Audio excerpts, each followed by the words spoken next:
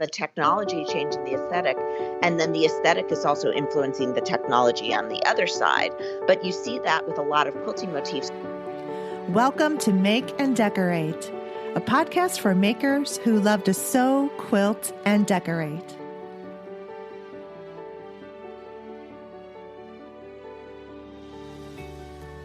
Hello, everyone. This is episode 34 of the Make and Decorate podcast.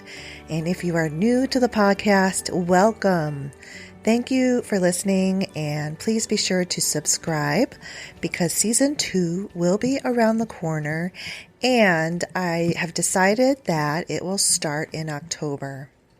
I wasn't sure if it was going to be towards end of September or into October, but it will have to be in October.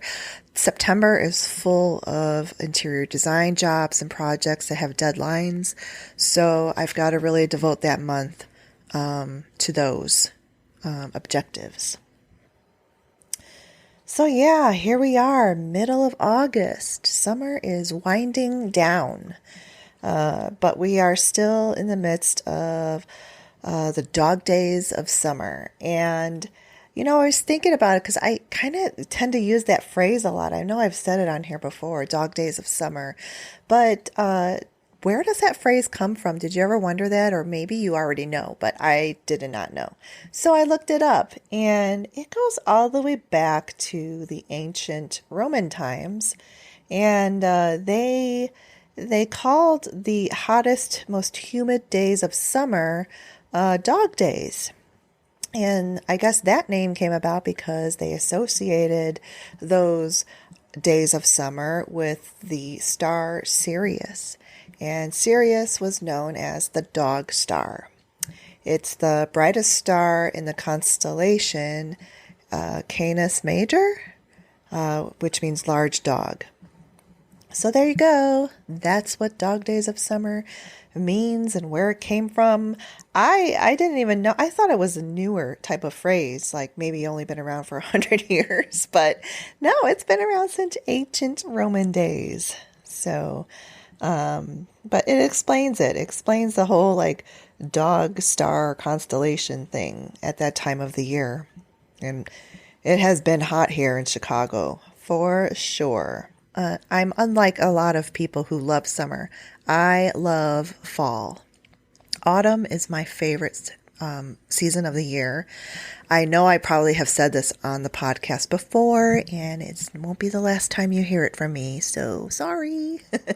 But I love even late August. I love it into September and October, and it's just everything is so gorgeous at that point. Everything is in full harvest. The flowers are at their peak, and just the air starts getting cool and crisp. Apple season, pumpkin season. I love Halloween. So all of that. And see, I was getting so excited. I'm like, and. Fashion is so much more fun in fall. At least, I mean, this is just my pure opinion. So I think that, you know, fashion is a lot more versatile and more fun in the fall winter months because there's a lot more accessories like scarves and hats and just the boots, fashion boots, and just layering the clothes. You can layer so many cool looks together, and it's just, I think there are just a lot more options in the cooler months than in like the heat of summer. It's just like when it's so hot and humid out, you really, I mean, you're just most comfortable in the least amount of of anything. Like you get tank top and shorts, flip-flops. And let's not forget the gorgeous, beautiful color of all the leaves when they turn in the fall. It's so beautiful. It's like the prettiest time of the year. So anyway, this first segment is definitely going to sound a little different because I'm on a different microphone and I'm recording not from my usual space, which is my office, which has the better microphone set up and everything at my desktop. So I'm just kind of like in a portable setup with my laptop downstairs because we live in a 2-flat house. And so the upstairs flat is where my office and sewing space is at, and it has its own separate air conditioning unit. And that decided to stop working in the height of summer. So it's just a temporary inconvenience, but that's just to explain difference in sound for this episode in the first segment. Okay, well, let's get into some of the projects that I've been working on. And one of them is I finished a baby quilt top, and this one is for one of my sisters. It is overdue because my niece just turned 1 in, beginning of August, and so I'm determined to get this done in the month at least that she turns 1, because you know how you have that 1 year to, gift a baby gift. Well, so I figured if I gift it in the same month, it's still on time, right? But I did have to make some changes to my plan. And the change I made was to absolutely simplify the quilt that I was going to make for this baby. I was originally going to make the Fancy Forest quilt, and I will still make that one. In fact, because this sister just informed us that she is expecting again next year. So I will have another chance to make that Fancy Forest quilt. But for this one, I really need to get it done. And I just kept making the excuse that I needed a big block of time because all the cutting you have to do, there's a lot of tiny pieces. It's not that it's a complicated sew, because it's basically straight lines, but it's just getting the motivation to just do all of that cutting prep work. And with, the air conditioning is not working upstairs, and I needed to simplify it. So I just did my own thing, and I got the quilt top done in 2 days. So this is like a prime example of finished is better than not finished, I guess, or however they say that. But done is better than perfect.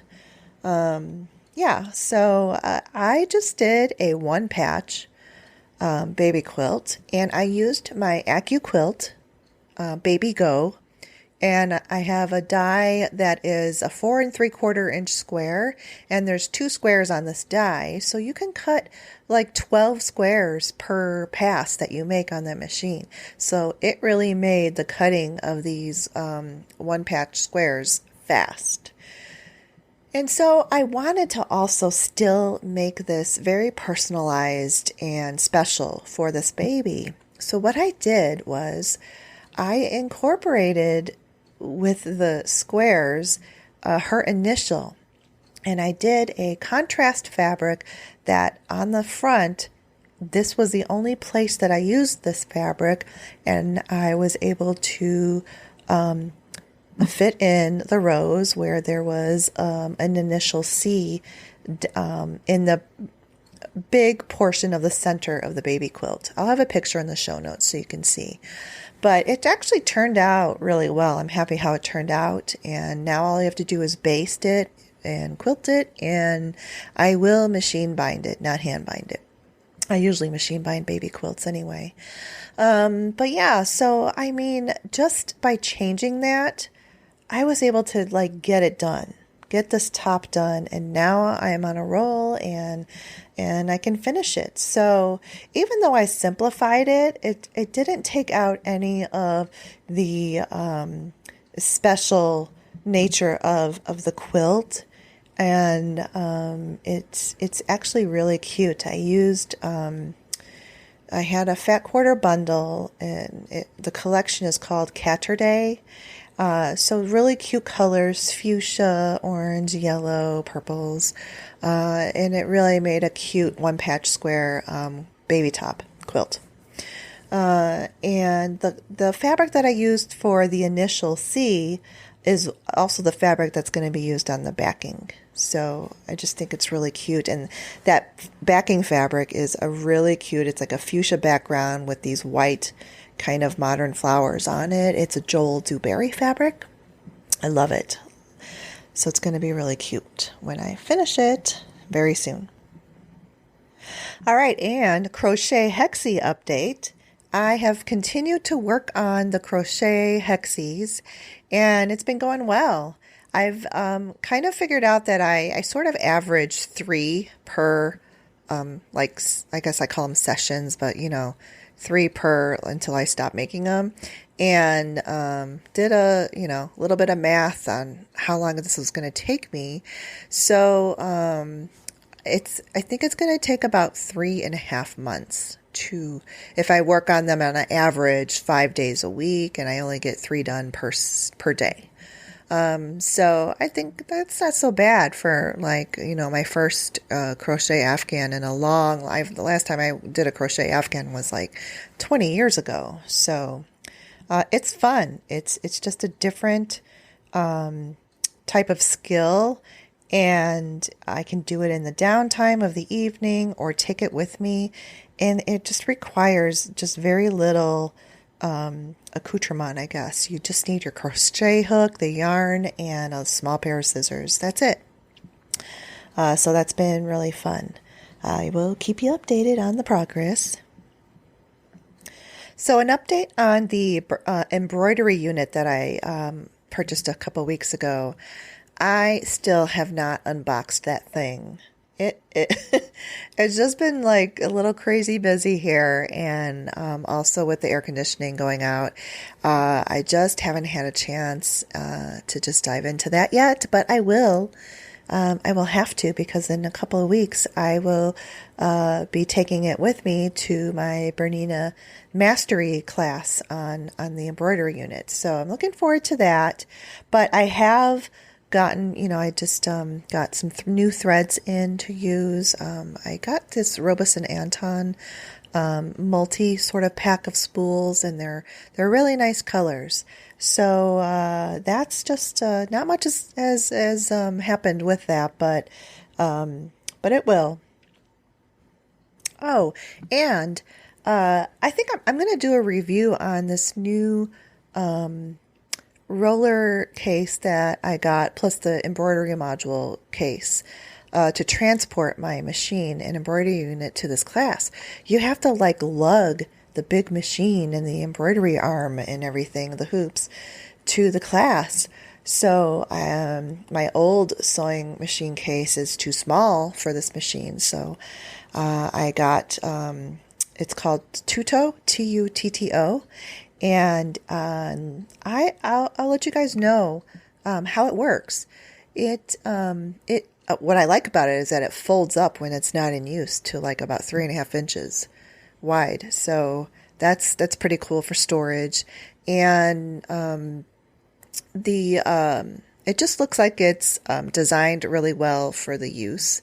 Opens completely up on the side, also on the top. And I did ask in my Bernina 7 series Facebook group about the sizing, because I wasn't sure if I should get the XL size or the double XL, and it did say that the XL would fit my series, my machine model. So of course there were divided opinions. Some people liked the bigger one because then they could fit. There's an attachment to the machine where you can put multiple spools on there, and so she fits that in the bag, in the bigger size bag. But I mean, these bags get really big, and I'm thinking, if I get that bigger bag, it is going to be so big. How am I going to lug that? You have to lift it up into the car, out of the car. And I just did not want to just give myself an opportunity to weigh it down anymore by putting more stuff in there. So I got the size that is supposed to just fit my machine model. So I'll review it after I've used it a bit, and if it's worth the expense. It is a expensive investment, but you have to take care of your bigger investment of the sewing machine and embroidery. But I think I did a lot of research, of course, and I think this is really going to work well. The ones that the manufacturers make, like Bernina's got their own set of gear bags for their machines, and Baby Lock has theirs, and those are even more expensive. So I mean, those bags could be almost the price of one of their lower end machines. It's crazy, but I did hear some feedback in the group, and some of them did say that the Bernina bag was, they weren't as happy with it because it was hard to get the machine in and out of it. But other people did say that it was made very, very well. It looks like it's made very well. The other thing is, too, the Bernina bags are all black, and they've got the big red embroidery Bernina, on the front of it, and you almost feel like you're, a sales rep for them or something. And I also like the fact that the Tudo has fun colors. So I got the purple. I mean, they have like other cool colors. They've got like a lime green, a red. I kind of wanted the aqua color, but they didn't have that at the time. So yeah, I got the purple, and it's pretty. It's really nice. All right, so that's all for segment 1, and we now are going to get into my conversation with Amanda Murphy. So today we continue and conclude the series on the different types of quilting. And we're going to talk about longarm quilting and ruler quilting, both on the longarm and machine quilting, domestic machine. And my guest today is Amanda Murphy. Welcome, Amanda. Hey, how are you? Oh, very good. Good. Thank you. I'm so happy that you were able to schedule time to come on the show today. Well, I'm happy to be here. So, I have to tell you this, and I'm going to put this in the show notes, but I have gravitated towards your books and everything for years, and I did not even realize it was you until I started to do some ruler work a few months ago, and I got your ruler work book. But then I'm like, hold on. I have this book, which is the Color Essentials. And then I also have this Modern Holiday. So I just, over the years, like your color palettes, I just gravitate towards in your designs. So I just thought that was a thank you. Interesting little kind of a tidbit, because, Yeah, those were my first 2 books. Those 2, they were like more like quilt patterns. Yeah. Than quilting designs. Right. So, and I didn't, back then I was just still kind of in my early stages of quilting and didn't really that was before Instagram blew up and everything, and before people really kept track of market and who was who. So now looking back, I'm like, oh, wait a second. That says Amanda Murphy. We pop up this industry. We pop up in different areas. Right. So tell us your story and how you became a professional in the quilting industry. Well, it was very gradual. Originally, I came in through fabric, which is, I think, more unusual. Most people come in through patterns or teaching, I feel like, but I had come in through fabric. I had always sewn, and I had put together ideas for quilting collections, and I sent them to a few manufacturers, and I came in the industry that way. And then gradually I added patterns. I think it was my 3rd collection I added patterns with. And then I did books, and I started working with Bernina, and it grew from there. So then I did, rulers and things like that, as I added products as time went on. Right. Okay, so that's interesting. You came in through the fabric side of the industry and designing quilting fabrics, right? Yes. Okay. All right. Mm-hmm.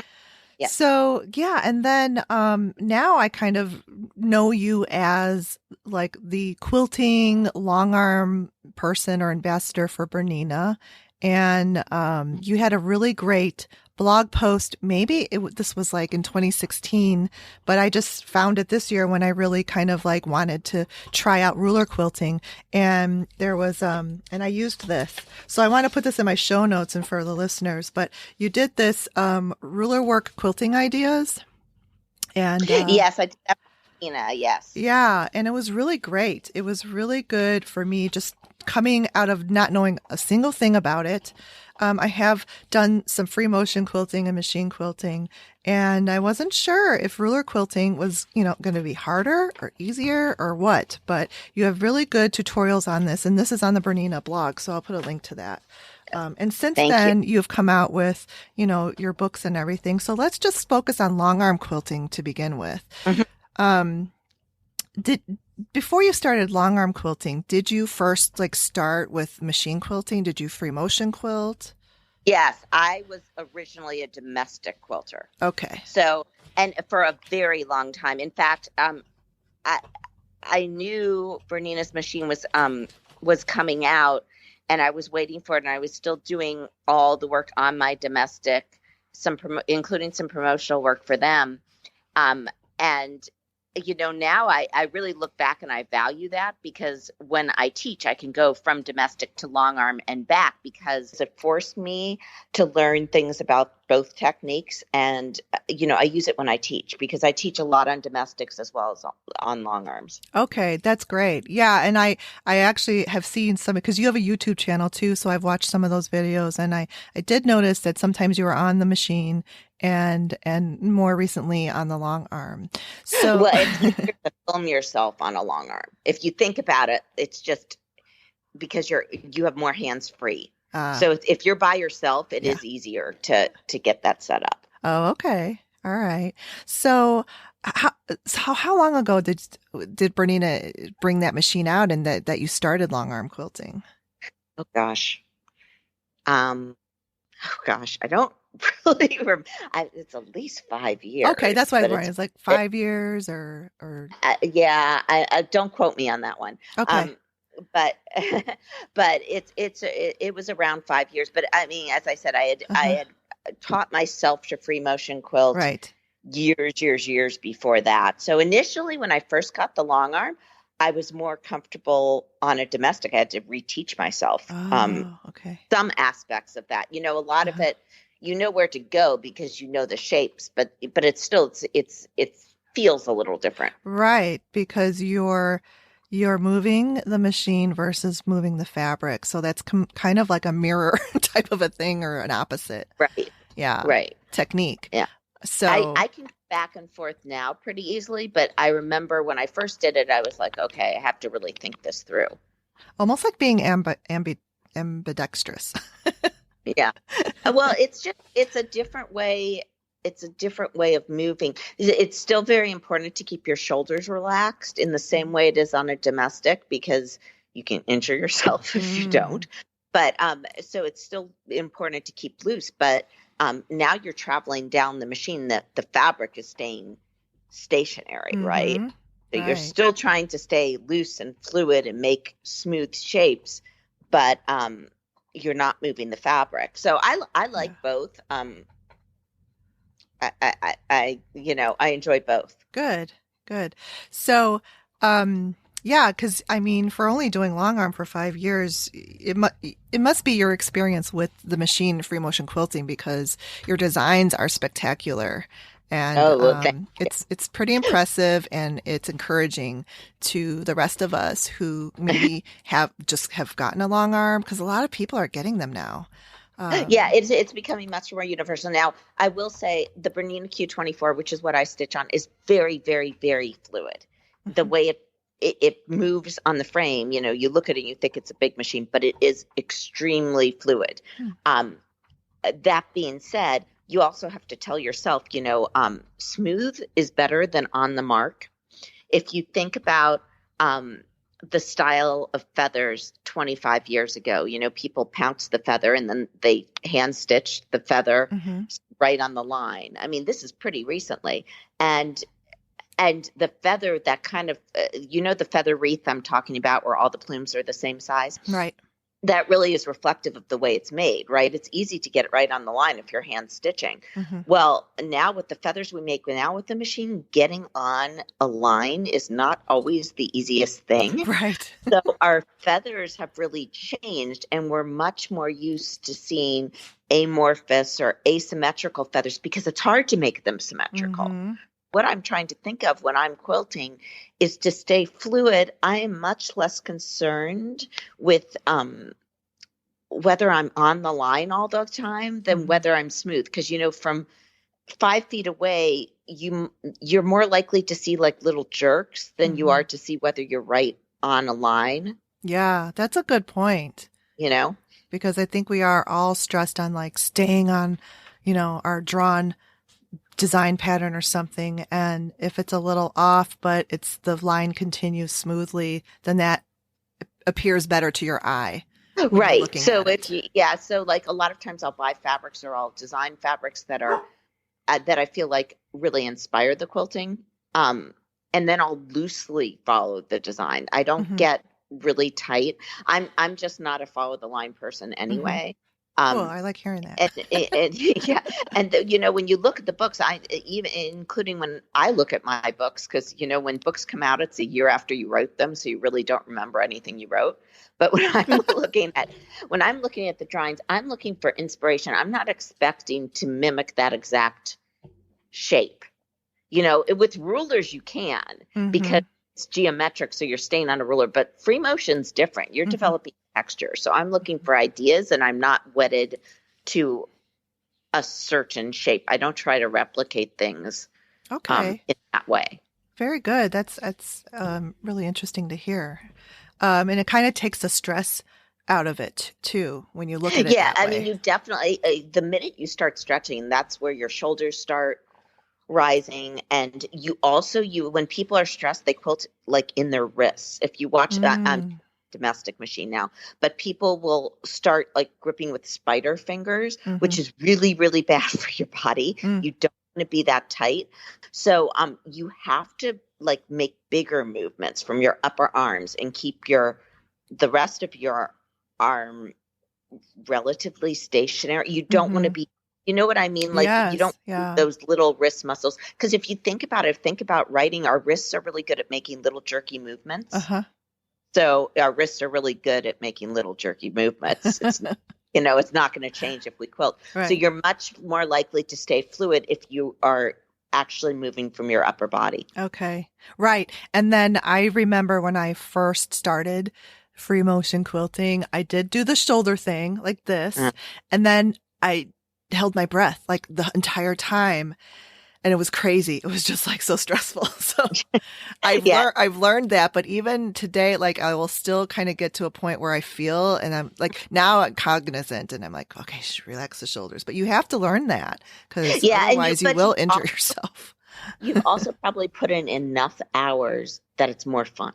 Yeah. Because you're not having to think quite as much about the stitch length. Like you're starting to listen more to the sound your machine makes, like, and whether it's a steady sound. And so you're not having to think quite as hard, which is when it becomes more fun, honestly. Right. But that takes a little practice because it's a totally different way of moving your machine. Yeah, absolutely. So it sounds like that you do hand guided on the Longarm versus computer all over. I do both because I've digitized 75 quilting collections for OESD. Embroidery.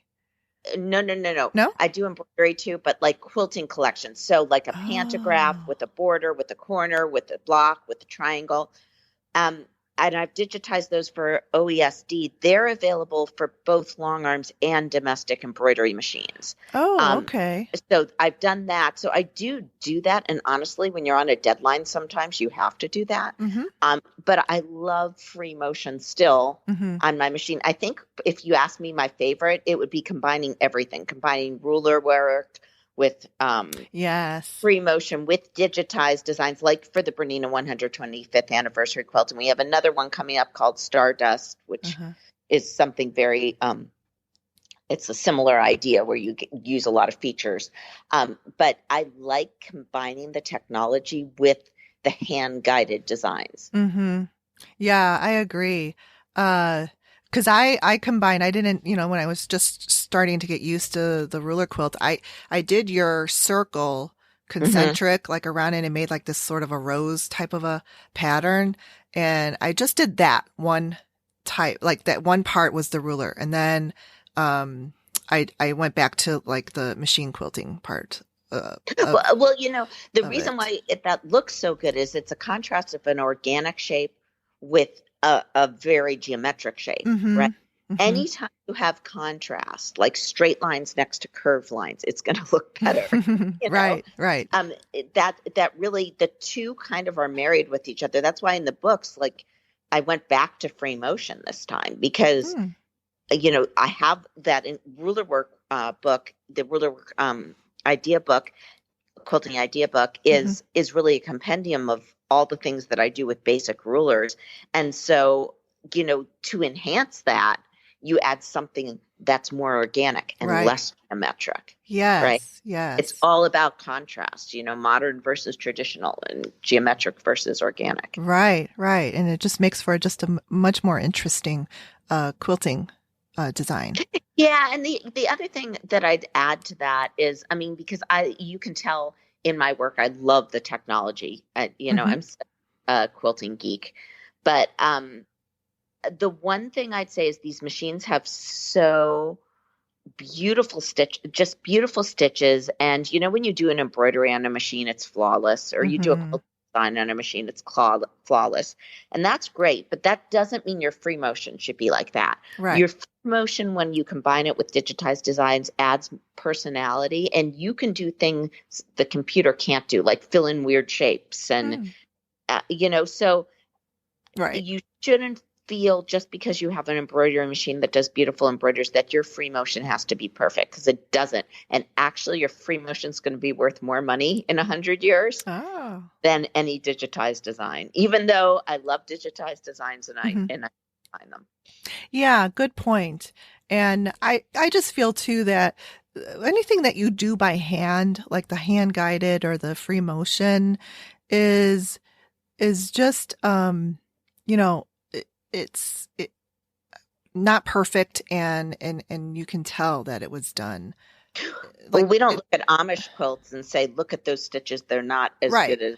They're not as even as my sewing machine. It's a totally different aesthetic. So you got to get Yeah, your head there. right, right. And it's good to point that out and for people to kind of remember, because we are, of course, you're always trying to perfect your technique and to be able to do those designs easier and easier the more you do it. But to not focus so much on the perfection of it, and because you don't want it to look like you said, you don't want it to look like a machine did it. You want it to look like you did it. Right. Yeah, guided by Yeah. a human being. Yes. Absolutely. Good, good. So that's interesting too, because I did not realize that. I knew that you could do computerized all over designs on long arm machines, but I just didn't even realize that you could do that OSED on there, where you have motifs that you can just do partial, designs on a Yeah, like quilt. when I develop a quilting collection, because as I said, I have like 75 of them. I always Hmm. do like block designs and triangle designs. So maybe you want to do something where you just put a digitized design in a block, whether Hmm. you're on an embroidery machine or a long arm, but then you're going to do a free motion border or something. I like combining like that. Hmm. And so I try to put in the elements that you need to combine them. And a lot of long arm quilters are already familiar with this, just because those who have automated systems, just because you design like that on the machine. But it's interesting that now that's going into the home embroidery market too. Yeah, it is pretty interesting.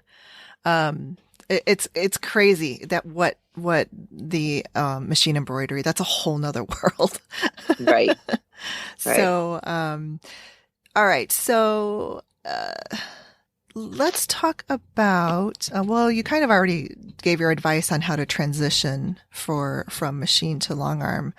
Anything else to add to that? I guess my biggest tip in terms of transitioning from a domestic machine Mm-hmm. to a long arm. One, you have to load the frame square. You have to Oh. mount the quilt square to the frame. There's a few things like that you can learn. Either your dealer can teach you or another long armor can teach you, in terms of the way you load the frame. One of the best things about a long arm is you're done with basting. You don't have to baste anymore because Ooh. the putting it on the frame gets rid of the basting.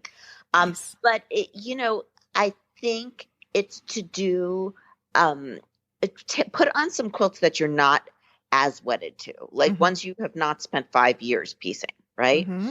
And it does, because it doesn't mean you're going to ruin them, but it's just, you don't want to have too much stress your first few quilts. Right. And then do all over patterns, get used to how the machine feels. And the other thing I'd say when you're shopping for a machine, as I said, I love the way my Bernina moves, but make sure to try the long arms you're considering, because long arms are just like domestic machines in that there's a huge range of price points and capabilities. So like the machine you buy at a chain store isn't like the machine you buy at a dealer. The same thing happens in the long arm market. If you're looking at a machine that you only want to do pantographs, that's one thing. If you want to be able to free motion and do pantographs, that's another thing. So you have to look and really feel them because they feel different. Mm. But my biggest tip in terms of just is to practice. It's the same thing as a domestic. Right. It's, to just put a quilt on a frame, practice different shapes, and just do a whole quilt top. Do a busy quilt top where you can't even find your stitching. Right. Right. Yeah. Try to keep the one thing I'd say to try to keep the density the same of the stitching the same throughout the quilt top, so it'll lay flat in the end. But you have to practice and make sure you, as I said, you know how to load your machine. Yeah, that's actually a good tip. Load it square. Yes. Which is similar to embroidery. You have to hoop those square too. Right. Right. So once you have your quilt loaded, and the other thing too is, do most long arms have like a built-in stitch regulator? Is that a helpful thing? Some don't. That's part of the range of long arm pricing. Okay. My personal opinion is I'd buy the best machine you can in the stitch quality. Okay. And then you can always add automation because you can't get a better stitch quality once you're. Okay. That's true. So if you're out there and it doesn't look great, think about that. So stitch quality, number one. That's right. Good. Like that's what I look at first. And then do I like how it moves? Because some long arms feel heavier, some feel lighter. They all feel different. Oh, sure. So you have to feel comfortable. Don't be afraid at shows to go up and try the machines. That's what they're there for. Yeah. And if you're spending that much money on a machine, you should feel like you can try the machine. Oh, sure. Absolutely. I do that. I mean, I don't have a long arm yet, but I know it's in the future. So I do try them at shows. And then I've even tried them at some quilt shops, and it is so true. There was one long arm, and it was not their high end model. It was the lowest. It was in their quilt shop, and it was not only heavy, but it vibrated as I was moving it around, and I was just like, no, that cannot be. And then I have tried some others at quilt shows, and I haven't tried the Bernina one, but the only Bernina I've tried is the mid arm or the sit down, and the sit down is actually the same. The Q20, it's the same machine. Oh, it's the exact machine. So one of the points of that Q20 is it can go on a frame. You can buy it and have it as a sit down, and then when you have space, you can move it to a frame. Oh, I like that. I know. It's really smart, right? That one has an excellent stitch regulator. And the way a lot of people get into that machine is because they try ruler work and they really realize that, hey, if I had stitch regulation with ruler work, it would be so much easier. And that's a lot of times, the impetus for buying a machine like that. So I have tried it then, because that machine stitched like butter. Yes, it stitches very smooth. I was having so much fun. Oh my gosh. It moves on the frame just as smoothly. It is so smooth on a frame. Now I have the Q24, which is deeper, but it's the same machine.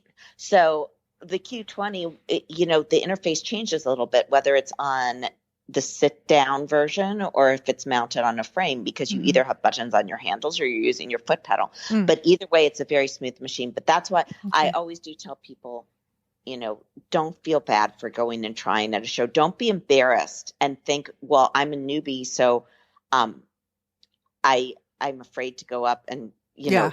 in front of people. A lot of times I'll mess up the area where the people are quilting just so people feel comfortable. If I've messed it up already, they'll feel more comfortable. Um, but that's what they're there for. That Mm. you won't get the same opportunity to try it. That's why shows are great. You can actually see the difference. But yeah, you're right. They make them for all different price points and they Mm-hmm. have all different capabilities, just Mm-hmm. like a regular sewing machine. So you got to try. Don't just look at a picture and Yeah. decide. Yeah. But it is hard to, get the courage to do it because it took me a few years. Like I would just kind of walk by Mhm. them, but I was still kind of new to even doing quilting on my machine. So now that I'm more comfortable with it, I don't care. I go up in the show and so I have like, like strangely shaped swirls, but I just want to You try know out the what? You need to go machines, up with like an 8-year-old kid. They will try every single machine at right? the show.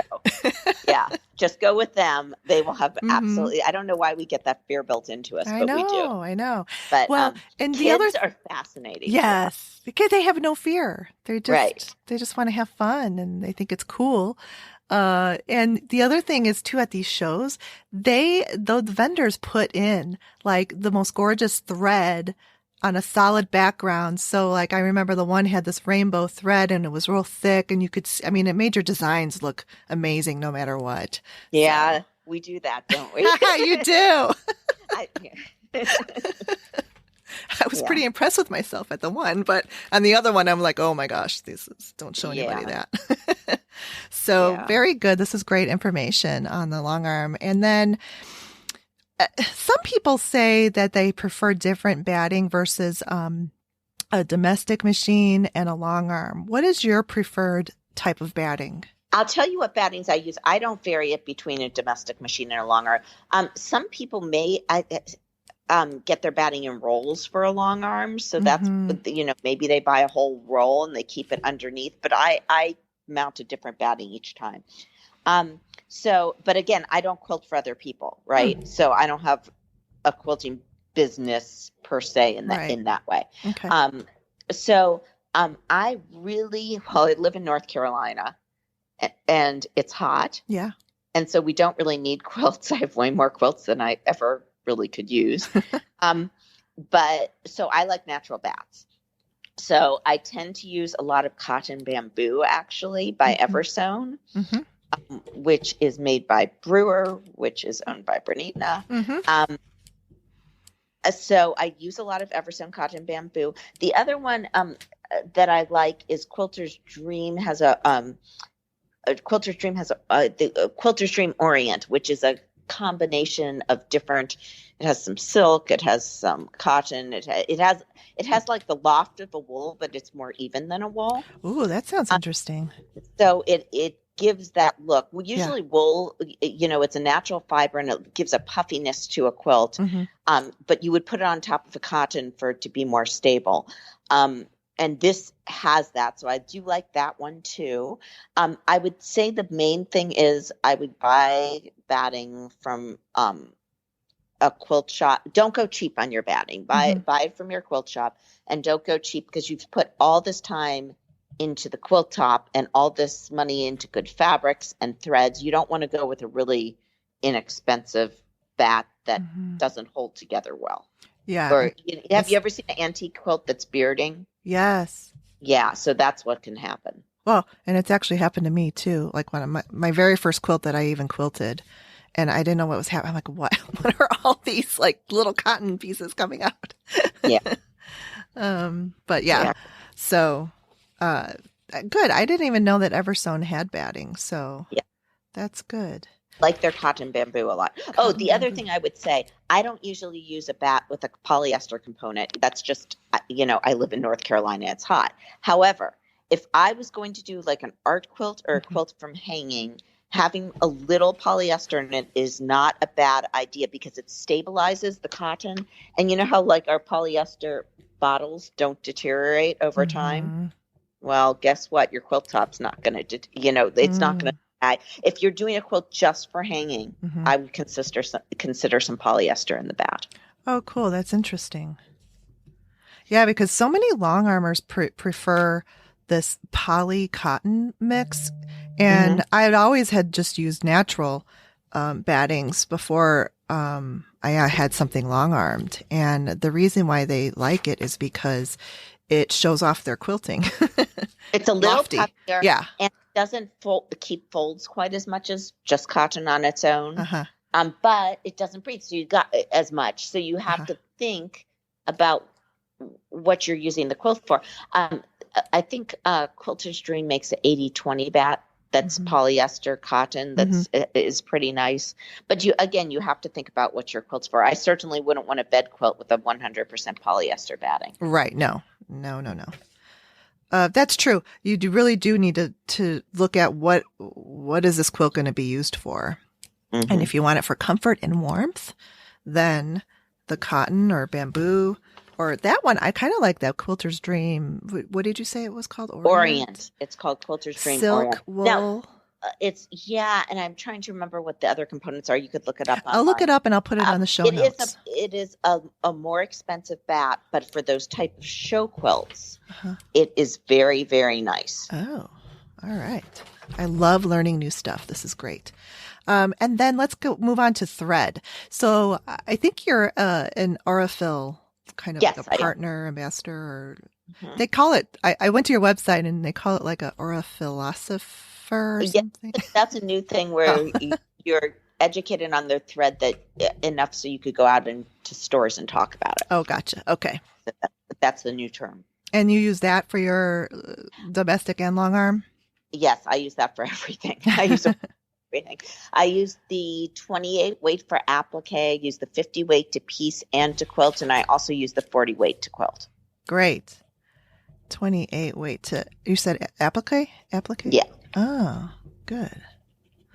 And then, of course, the 40/50 for... 50 for piecing and 40 The for 28 quilting. weight can be a little harder to find. In fact, I just have a new collection of 28 weights for the Celestial Lights line. Oh, good. So they're a little easier, but they're fun because they're thicker, and so they give a little ridge to your applique. Yeah, that's great. A little more texture too. Yeah. Okay. And let's move on to ruler quilting. Okay. So when did you start ruler quilting? And I'm kind of interested into like where it came from. I mean, was it for the long arm industry? Yeah. Okay. So in long arm world, right? You don't have feed dogs, right? Okay. Right. You're just moving the machine on wheels underneath the quilt top. And so there's no feed dogs inside the long arm, and that's actually one thing. This is just jumping back a point, but that's what enables Bernina to put their stitch regulators on that Q20 and on their long arm.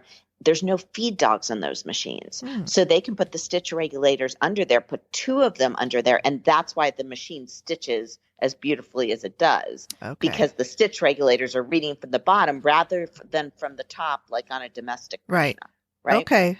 So on the long arm and the Q24 that I stitch on, there are stitch regulators on the bottom, but there's no feed dogs. And so how would you quilt a straight line, right? So on a long arm, you do use these plastic rulers to quilt on straight lines. And pretty soon people figured out, hey, we don't have to just stick with a straight line. We could have a curved line. So then the popularity, all those show quilts with like big, the scalloped edges on you sometimes see on traditional quilts, or like the triangles you sometimes see on modern quilts, they started appearing in shows. So of course you have the art driving the technology now rather than the other way around. Right. And so people start to say, well, how can I do that on my machine, on my domestic machine? And that's where ruler work started taking off is, people wanted to imitate this work they saw coming out on long arms on domestic machines. So. Yeah, because I remember seeing some quilts and it looked like it had been long armed, but it had been ruler quilted on a domestic machine because you can sort of get those shapes that looked like it had been long arm quilted. You absolutely can do the same thing on a domestic machine. Yeah, it's pretty The process is interesting. a little different, but you Hmm. can, yes.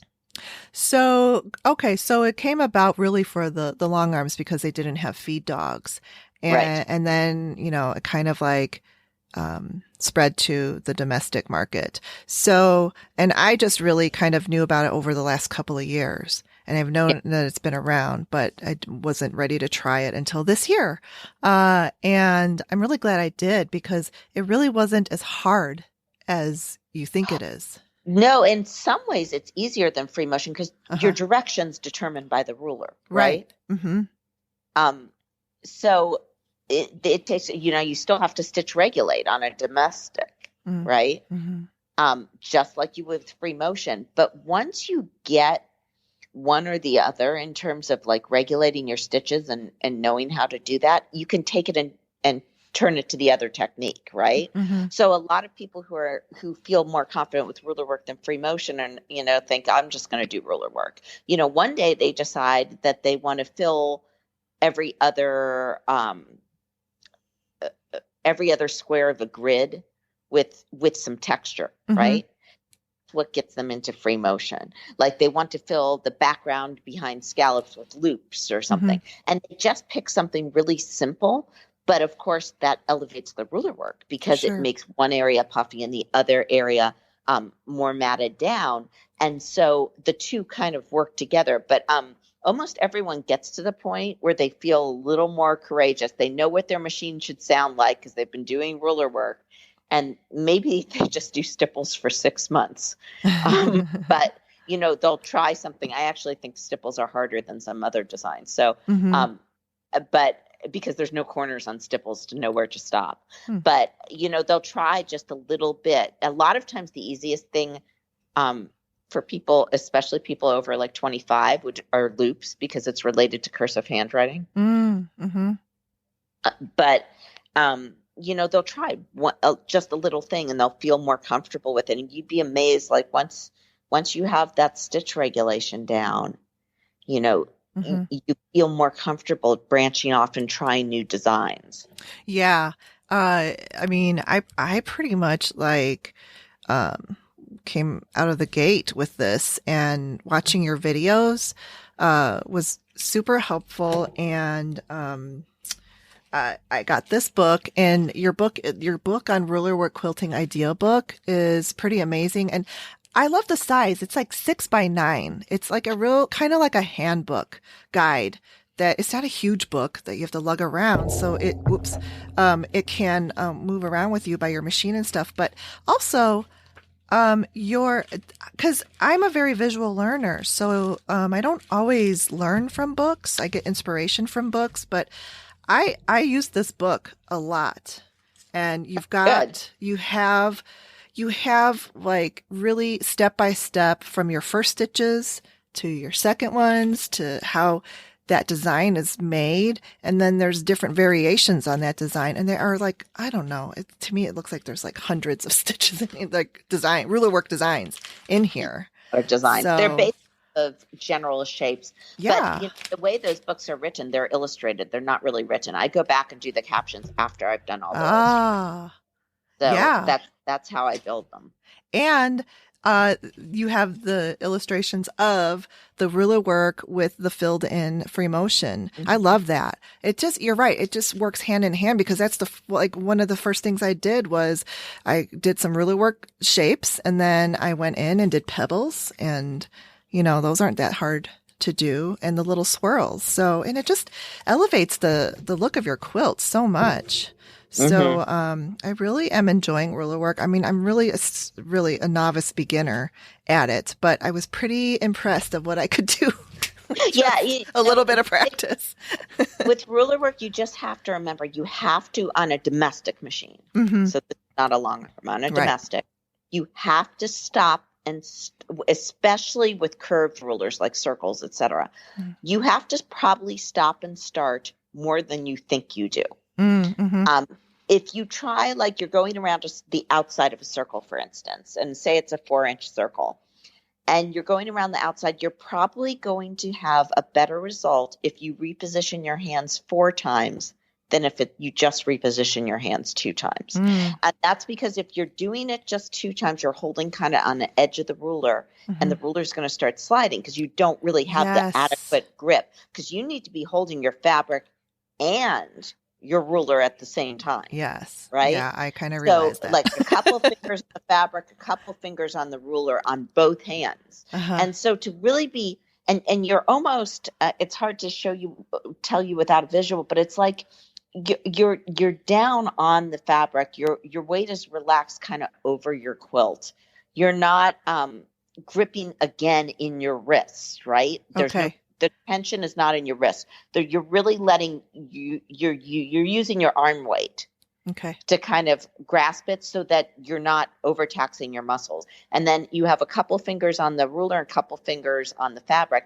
And then when you get to a point going around that circle that you feel, hey, I'm having to hold in a weird way, I don't really have the grip on the ruler, that's when it's going to slip. So you Okay. need to stop, reposition your hands again, and going around a circle in particular will be this one area where your hands kind of in the way, and you'll feel like you're having to reach around the back of your machine to grab the Uh-huh. ruler, but that's just a really short area, right? Okay. So you always want to have an adequate grip on that ruler. The minute you Mm. feel you don't, You have to stop. you have to stop. And the other thing I see people do, they'll either put all their fingers on the ruler. Well, that doesn't do anything. You're going to slide all over the place. Or they hold the ruler with one hand. And I think that's very difficult on a domestic machine. That of course, is how you do it on the Longarm. You hold the ruler with one hand and Oh. you stitch with the other hand on the Longarm. But on a domestic machine, you're going to have better results, particularly with any ruler that has a curve, if both your hands on the ruler are on the ruler and both your hands are on the fabric. It's Oh, just flip that is less. a gem of a tip because I was doing that one-handed thing. You can get away with it sometimes with a straight ruler when you're sewing in a normal direction, like Mm-hmm. you'd sew because you're used to sewing that way. Mm-hmm. But like the minute you got on a circle, that one-handed thing, you're just not going to have enough control.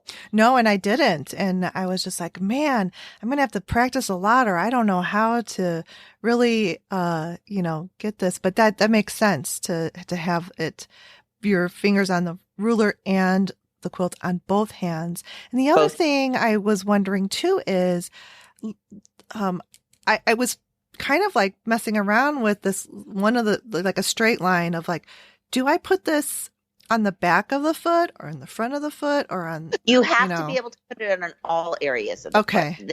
Sometimes my ruler's in front, sometimes it's in back, sometimes it's to the side. Like Mm-hmm. if you think about going around, like say you had a circle and you were bouncing around the corners of a block, right? Mm-hmm. From one place to another place to another place. Okay. Well, if you're doing that, that ruler is sometimes going to be behind the foot and sometimes going to be in front of, in front Mm-hmm. of the foot.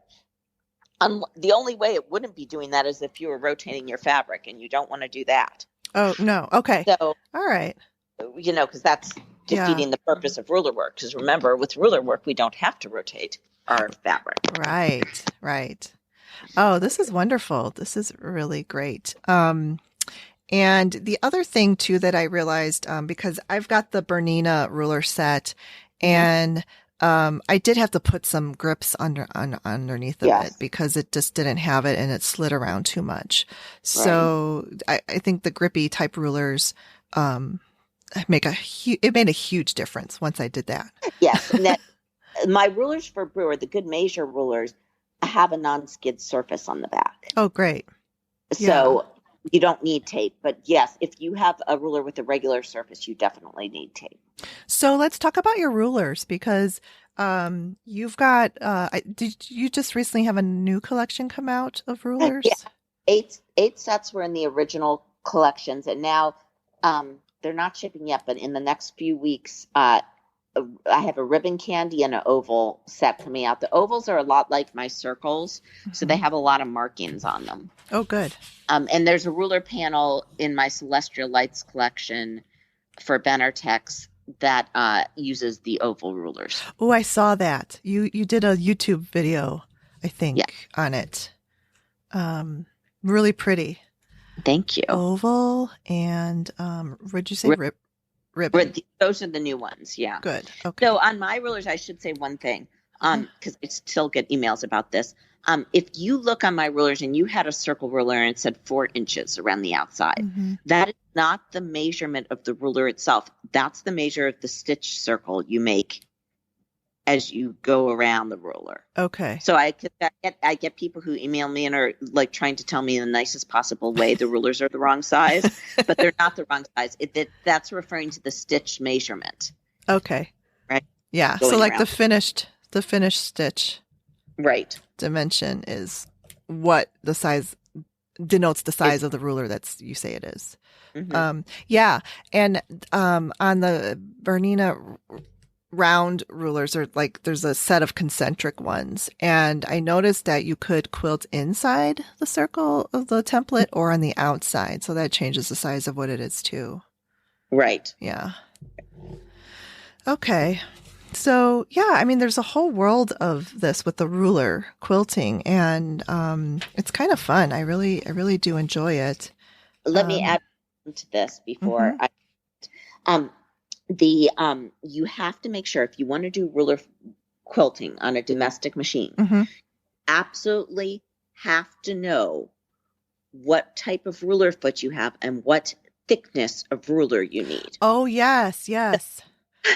The ruler foot that you like the presser foot that you put on your machine has to be a special one because these rulers are thicker than your rotary cutting rulers. Well, because you're going to be pushing the ruler sort of in against the foot, right? Yeah. So that foot has to have a high profile. Mm-hmm. Within that, now on Berninas, you would use and any manufacturer that makes their own ruler foot, I would buy their foot. Right. Okay. With the Berninas, you're going to use the 72 on the domestics, and either the 72 or the 96 work on the long arm. And with those rulers, they have this really big arch down into the foot. And that's a boon because you can use what's termed long arm thickness rulers. Okay. So all long arms, you need really thick rulers. And the reason you need thick rulers is because they have hopping feet. Okay. So that means if I put my 72 foot on my long arm, it's going to go up and down a little bit as it moves because it's a hopping foot machine. It's a long arm. Okay. So obviously I don't want a really thin ruler anywhere near my long arm, right? Right. With the Bernina 72 foot, if you're on a Bernina, you can take those long arm thickness rulers, but not all domestic machines can accommodate long arm thickness rulers. Okay. So you might be on a brand that only can take a low shank foot because it's what's called a low shank machine. Right. Low shanks. Have you ever seen the feet that like snap on or something? Like on the Brothers and Baby Locks mostly. Yeah, the newer ones have a different mount on some of those. I don't want to speak to everything I don't know, but like there's within some brands, it's not universal. Like there are some brands where some machines take 1 foot and some machines take another foot. Right. So it's way more complex. But you can talk to your jeweler and find out what foot you need. Now, if you only can have a low shank foot on your machine, because you have a low shank machine, you need to buy low shank rulers. Okay. So my rulers were originally long arm only. They're now low shank. They don't come in high shank yet, but there are basically 3 thicknesses of rulers, which is long arm, which is 6 millimeters, high shank 4.5, and low shank, like Westerly does this, right?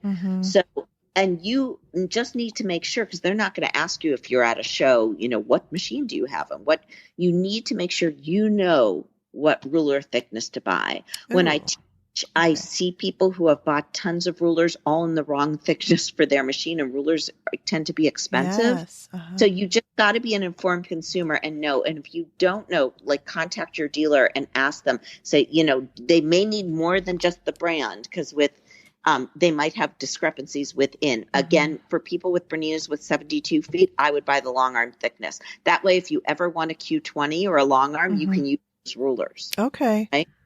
Long arm thickness. You know what? I didn't even know that. So fortunately I got the rulers and the foot that go with the machine that I have, the Bernina.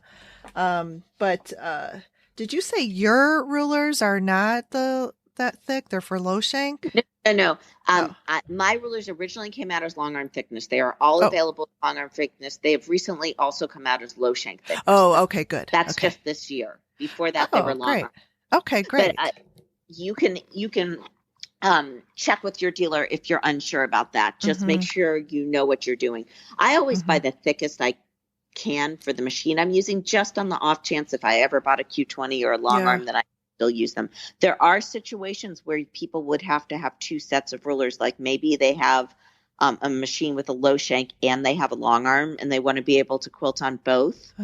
You would have to have two different sets of rulers because you don't want to put your low shank on the long arm with the hopping foot. Right. And you don't want to you can't fit your long arm behind the low shank of the domestic. Right. Right. Okay. Okay. So you got to know your machine and know which one to buy. Yeah. That, there's a lot, to know before you really like just dive into the ruler quilting. And I researched it and, with the foot and everything. So, but there's just so much even more that it just can be overwhelming. That's why I wanted to do this series on the different types of quilting and, see if people, if they wanted to try ruler quilting, but have been so intimidated by it. Now they know that all they need to do is find the right foot, the right thickness of the rulers. Ruler. And I would start with straight line ruler quilting. It's the easiest because it's most like regular sewing. Okay. And the second set I'd buy would probably be a set of circles. Okay. Yeah. Circles are kind of fun. I like the circles. Just the most versatile. You know what I thought was the most difficult was there was a ruler that has the narrow scallops. That was a little challenging. Because I have a clamshell ruler that's like that. The tighter the curve, the more challenging it is because you're going to, with a tiny clamshell, like a 1-inch clamshell, you're going to need to lower your stitch length from what it would be for a 4-inch clamshell. Right. Mm-hmm. So you got to slow down and you got to hug that ruler. Cause what you'll see people want to the tighter the curve gets, the more they want to go off the ruler. Yeah. Yep. Right. But you can do it. It's totally doable. And then you want to listen for when your machine, it sort of hums, you can tell if you're lurching, if your stitches are lurching, because your machine will sound lurchy. You got to find a speed at which you feel you can be pretty steady. Ruler work is very, very steady. Okay. Yeah. And you don't really kind of like speed through it like you maybe can do with free motion. But I mean, I even think with free motion, you kind of have to find that rhythm too of the speed that you have to go. Right. That's why people buy the Q20 though, because then they can go super fast on a ruler and the machine's keeping the stitches the right way. Oh, really? Oh my gosh. Yeah. You haven't tried a ruler. You're a good salesperson. Come see me at the festival in the Bernina booth. But the ruler, because then you can go whatever speed you want. Okay, cool. But normally I go much steadier if I'm on a domestic. Yeah. Okay. Really good. So I guess then, I mean, I had the question if machine ruler quilting was more difficult than long arm, but that's sort of relative. It's right. Okay. Just in general, is quilting on all, there are different things. So let me think of how to phrase it. So as to whether quilting is more difficult on a long arm or domestic, it's probably more difficult on whatever machine you have practiced on less. But I will say long arms make the basting process super easy, right? Because you no longer are basting on a floor or on a table or, having you as you go, etc. Yeah. Where I had to learn to do different things on a long arm, for instance, with feathers. On a domestic, I'd always orient the feather so it was kind of away from me, like growing up and out from where I was sitting. Well, on a long arm, you're not rotating your quilt, right? So I learned to quilt feathers in all directions. Oh, so in long arm, there's a lot of things that are easier because you don't have the weight of the quilt to move. You're moving the pen, not the fabric. You can reposition your hand. Well, at least on the Q24, you can reposition your hands into change your grip in all different ways because the handles can be repositioned. You've eased your basting process. but you have to be able to quilt in all directions. Whereas Okay. on a domestic, yes, I have to baste it and do prep work to get to the quilting. But if I want to quilt a border in a certain direction, I'm just turning the quilt. I will say sometimes for long arms, when I have the side borders, I wait and quilt them last, and I actually remount my quilt so I can it's particularly with digitized designs. So I Oh, don't have to, requeue it each time. okay. But so that can be a challenge on a long arm, changing directions. But on a domestic, you're moving the whole quilt. You're moving the fabric with the ruler in the case of ruler work. So it's just different challenges. Right, right. And on the long arm, I meant to ask this. Uh, so you don't have to baste it. Then do you have like a certain process where you start at a certain place in the quilt? Do you do stitch in the ditch first and then your Okay. designs? A lot of it's going to depend on what my quilting plan is. So I usually mark my quilting plan in like a Sharpie on a picture of the quilt, a Mm-hmm. photo, um, or a diagram. But what I need to figure out is how densely I'm going to quilt this quilt.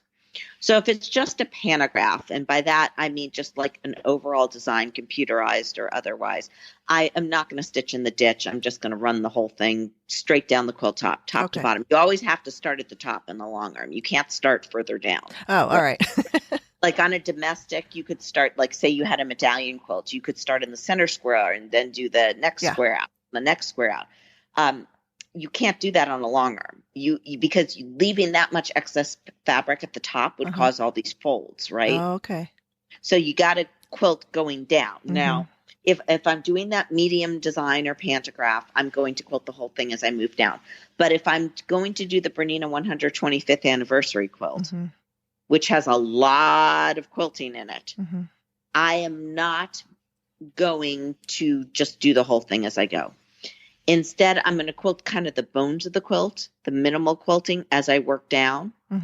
And then I'm going to go back and do medium fill and then small fill, because if I'm going for a very dense quilting, very, very dense, you know how if you do that on a domestic, say you decided you hadn't quilted anything and you just decided you wanted to see what pebbles look like in a certain block. And then you know how hard it is to keep the area around it flat once you've put in those pebbles. And you say, oh, I should have quilted around the block first. Yes. Right? You learn that by trial. The same thing sort of can happen on a long arm to a really densely quilted quilt. So if I did just like the top pass and did it super densely quilted and then rolled, it could be difficult for me to get that next pass flat. Okay. That makes sense now. Yeah. So in that case, yeah, I do a little bit of quilting every layer, and usually that is in the ditch. It might also be some basic ruler work motifs, like I might do the scallops in the border, but nothing super dense. And I'd work my way all the way down the quilt, and then I'd roll to the top and go back down again, or I'd just work my way back up, assuming my long arm has a leveling bar. Which is a bar that holds the quilt down in the back. Says again, when we talked about range of long arms, if you get the least expensive long arm out there that may not have that bar, that's something for a leveling bar. Yeah. But as I work back up, I do the medium fills and then the small. Now that is not different for me than how I do that on a domestic. If I had that super densely quilted quilt on a domestic, I'm still going to do it in steps. I'm going to do kind of all my stitch in the ditch and big ruler work motifs, and then I'm going to do my medium fills and then my smalls. The difference is on a domestic, I don't have to work from a top down, right? Right. So like on the Bernina 125th anniversary quilt, it has this big border. On a long arm, I had to start by putting some motifs in the border and then work my way down into the quilt. On a domestic, I could start from the center and work out. Right. But let me say something about that. I don't literally start from the center and then work every piece of quilting out, okay, if I'm on a domestic. What I do is I look at the quilt. So for a traditional quilt top with borders, I probably give it a baste all the way around in the binding area. And then I'm going to go and get that border first. Okay. And the reason I'm going to do the border first is I don't want it shifting, because when you stand back from a quilt, the first thing you'll see is a border that Mm-hmm. looks crooked, Mm-hmm. right? Mm-hmm. So I want to get that first. Then I might start in the center out and work all those blocks and work all my in the ditch work, etc. And then and get all that done. So I'm not going to go in and do the pebbles at that point. Okay. I'm not going to, like, if there were pebbles in the center, I'd just do the outline and I'd come back in and then do all the medium fills, usually center out. But as I said, I'd Mm-hmm. look at the quilt, and because if the borders need to be straight, I need to Mm-hmm. get those first. And then I would do it my small fills. Oh, excellent. This is great. Very good on the I do technique. say that in my books too. I think Great. I have a page for both domestics and long Oh, arms. that's great. One more question, and we're going to get to all of your stuff on your website and everything, your books and fabrics. The one question I have left is about marking the quilt. I noticed, like for your ruler quilting on your videos, that you didn't have to mark everything. You sort of marked like center points. Right. I marked the smallest amount I possibly I could, love that. because, like, we really don't. Now, I'll say, if I have any color other than white, I use the white chalk aligners. Mm-hmm. I like those. Yeah. They do wipe off very easily. Yeah. So you can't mark your whole quilt all at once, but again, they wipe off easily. Yeah. I don't like the colored ones as much. I just think they're harder to get out. If Sure. I Mm-hmm. have to mark a white quilt, I might use the water soluble markers, but I immediately spray them, because if you hit them with an iron, they are permanent. And ask me how I know Oh, that. I know. That's so nerve-wracking. I actually just with the ruler quilting, I started to use the air soluble. Is that what it Mm-hmm. disappears in the air? I mean, you have to quilt it right then. You can't leave it for like 24 hours, but I don't have to You know, worry about, forgetting and the ironing it. fact is, we have no idea what these chemicals are doing to our quilts. That's Like, true. and you know what? By the time someone complains, we're probably not going to be around to find repair. So, but that's why I mark as little as possible. We Yeah. really don't know. Yeah. If I had like you could even use a hair marker, that make Oh, creases in the yeah. fabric. Mm-hmm. Sometimes I'll use painter's tape and just tape it onto the quilt if I Yeah. really don't want to make a mark. Uh-huh. You can use water soluble thread. I mean, a lot of it depends on, what this quilt is. If it's just placemats, I'm not going to care too much. Right. But I do try to minimize the markings as much as possible. We just Mm-hmm. don't know. Other than the chalk, I don't really feel like we really know what's going to happen, because they haven't been Yeah. out, those products haven't been out Sure. that long. Yeah. Yeah. That's actually So, a good point. And the minimal marking too saves time, and you don't need to go through all that overkill with ruler work, because to me it is about the centers around the shape.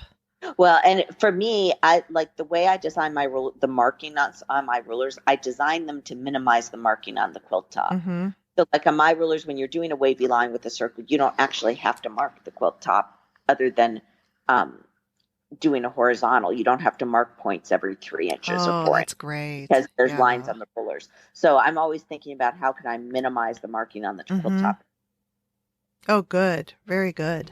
So, let's talk about all your stuff, your fabrics. You've got a couple of lines coming out that you said are shipping now. Celestial Lights and Celestial Silver Lights. Jubilee.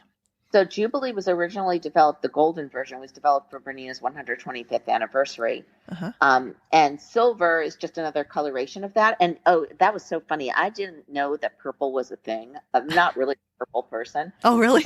So I'm going into market thinking, oh no, like, is anyone gonna like respond to this collection?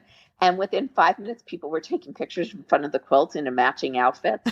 So I was like, oh, well, obviously I've missed this purple bandwagon. So Oh, I love purple. It's one of yeah, my. so purple is a thing. So it has some, Mm-hmm. like, it's more like a plum, but it has some plum in with the It silver. is. Yeah. And, It's and then, beautiful. thank you. And then Celestial Lights is inspired again by Bernina for this year.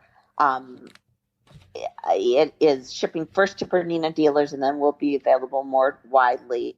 It's a red and white and blue and white collection. It has 5 different educational panels, an embroidery panel, 2 endless quilting panels you can make a big quilt with, and then ruler work panels. And as I said, the ruler work for that coordinates with Brewer sewing every oval rulers. Mm-hmm. So that's another new collection. It has like little bits of pearl in it. It's just very sophisticated, kind of the traditional red and blue, but with a modern twist. Mm-hmm. And then in September, Nightingale's coming out. And I'm terrified of birds, but so I don't know why I did a bird line, but it was in my head. That's more my traditional colors. It has navy as a background, but it has some greens and blues and oranges and pinks. Yeah. Some outdoor type colors. Yeah, I saw a photo of that one bird print with, I love navy backgrounds too. See, I gravitate towards your color palettes. Oh, good. Okay. So that looks great.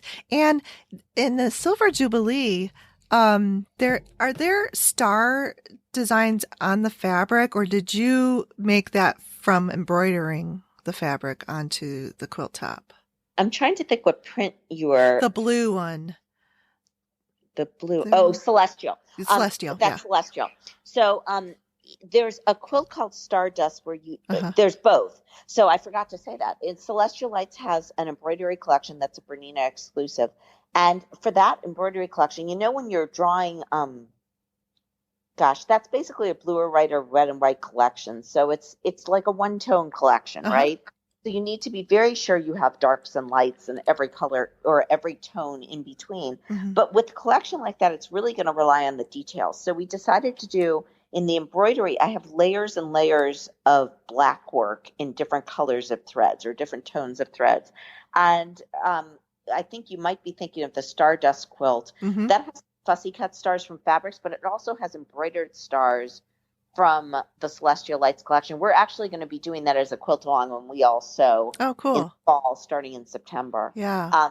But it features that embroidery, and then the embroidery panel also features that embroidery. I think that's the best embroidery collection I've done.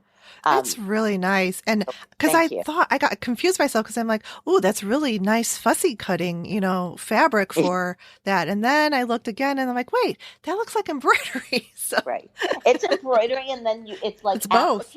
And then you have there's a fabric in there called cotton shot that is like a lookalike of shot cotton. And I use that for the appliques. So it has like 3 colors running through it, like a shot cotton would, but it's a tight weave because it's a quilting cotton. So it's suitable for embroidery. And so that's what you're seeing that with layers and layers of black work threads.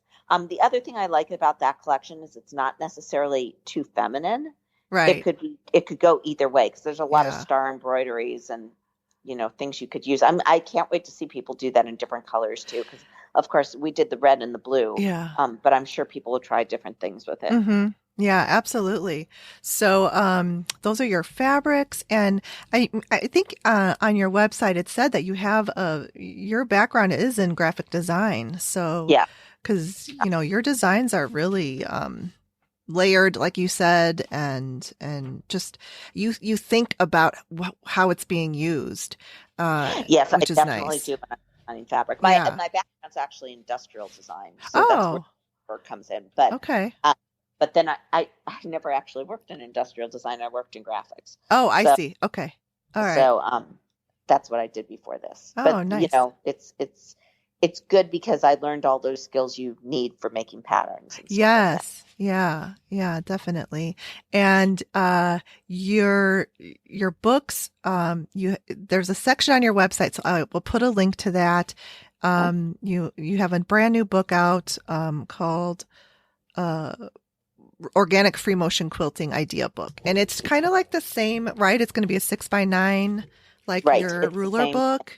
And inside of it, it's got like a little spiral binding, which is great because, you can easily, flip the pages flat and so forth. So, and it's a great size. I love it. Thank you. Yeah. So that's coming out, or that's already out. Yeah, that's already out because it's on your website. I saw it. Uh-huh. All right. So anything else we need to know about besides your rulers? You've got, they're called Good Measure. There's pattern. You can find the patterns. You can, for all those new lines, either you can order them through your local quilt shop because I always like to support the shop. Or if you don't have one, you can come to my site. I'm trying to think what else. That's a lot. You are in a lot. Because you do, I feel like you're also an educator too, because you educate. I travel. But Yeah. I'm going to Chicago tomorrow, and then I'm going Oh, you're coming to by me. Birmingham, England for their quilt show with Ooh. Bernina, and also I'll be in at Bernina's headquarters in Switzerland in a few weeks, and Germany for them too, and then back to the States, and then I teach a lot in September, and I usually announce teaching dates in my Facebook group. Oh, Which okay. you can put a link into. I will. Yeah. But that's where I announce them. Okay. So. Oh, this is fantastic.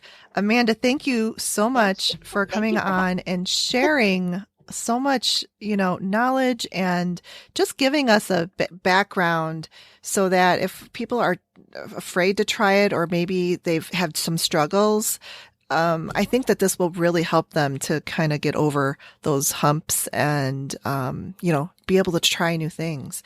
And hopefully.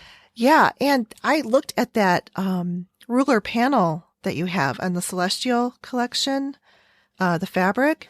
And it's really cool because, the other thing is when you practice and you do all like, your practice squares or sandwiches, it's like, I sometimes feel like, oh, this is going to be wasted. You want to make something from it. And that panel could be used. Yeah, that panel is like it's beautiful. kind of it's hard to describe. You can put a picture of it if you want to. I will, yeah.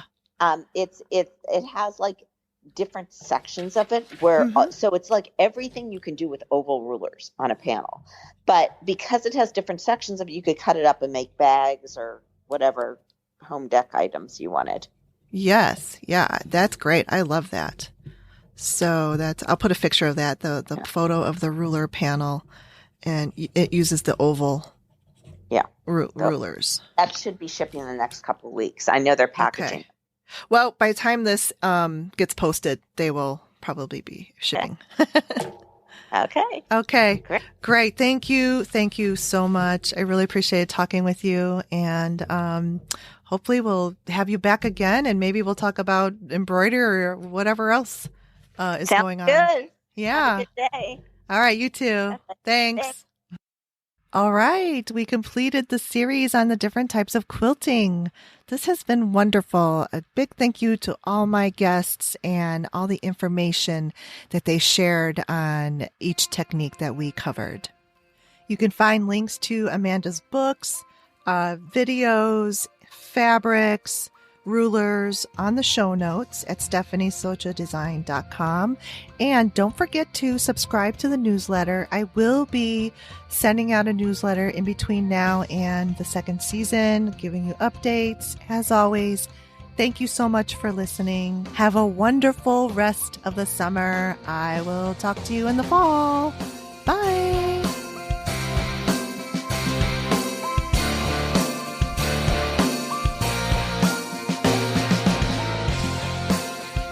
Thanks for listening to the Make and Decorate podcast with Stephanie Socha Design, and you can find me on my website. The podcast is there in the show notes at stephaniesochadesign.com, on Instagram, and on YouTube.